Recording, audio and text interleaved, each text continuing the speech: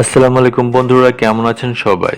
আজকে আমরা শিখব কিভাবে আমরা ভেক্টর স্টক মাইক্রোস্টক মার্কেটপ্লেসের জন্য ফাইল রেডি করব এবং সেই ফাইল ভেক্টর স্টকে আপলোড দেব। আমরা এই ডিজাইনটি ভেক্টর স্টক মার্কেটপ্লেসের জন্য রেডি করব।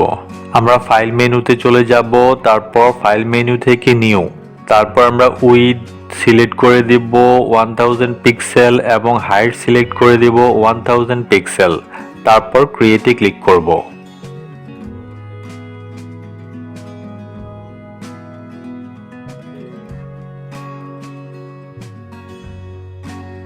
তারপর আমরা আমাদের পছন্দ মতো আমাদের আর্টবুকটি তৈরি করে নেব।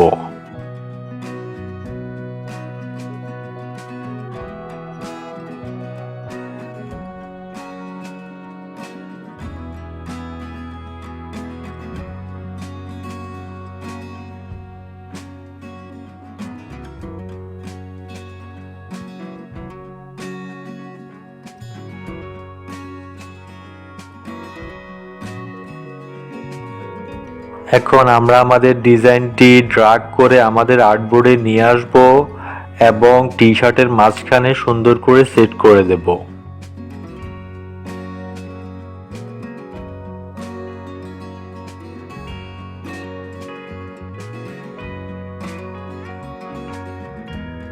আমাদের ফাইলটি রেডি হয়ে গিয়েছে।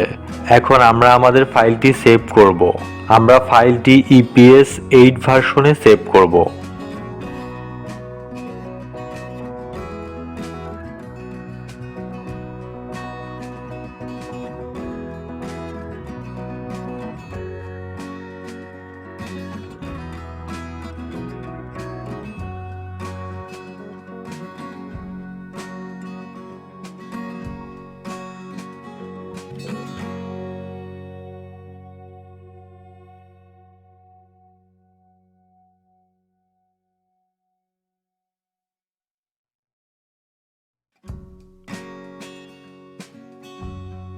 এবার আমরা এক্সপোর্টে চলে যাব। এক্সপোর্ট থেকে সেভ ফর ওয়েব লিখেছি, তারপর কোয়ালিটি ম্যাক্সিমাম রেখে জেপিজিতে ফাইলটি সেভ করব।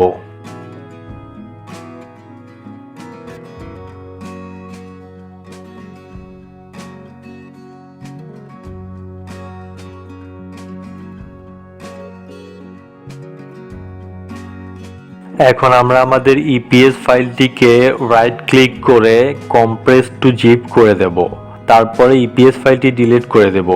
অর্থাৎ আমাদের একটি কম্প্রেস জিপ ফাইল থাকবে এবং একটি প্রিভিউ ইমেজ থাকবে। এখন আমরা আমাদের রেডি করা ফাইলটি ভেক্টর স্টকে আপলোড দেব। আমি আমার ভেক্টর স্টকের ড্যাশবোর্ডে চলে এসেছি। আপনারা জাস্ট আমি কিভাবে আপলোড দিচ্ছি আমার স্টেপসগুলো ফলো করুন।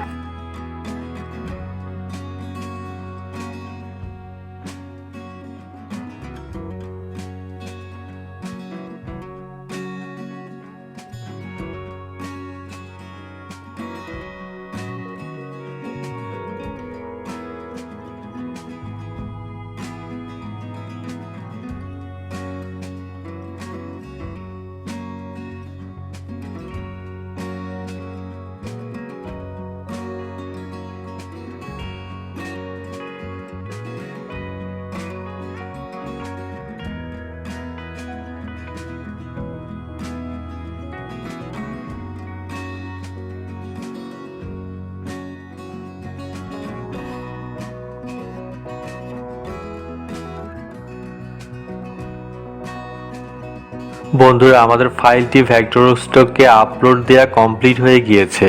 এভাবে আমরা ভেক্টর স্টকের জন্য ফাইল রেডি করতে পারি এবং সে ফাইল আপলোড করতে পারি।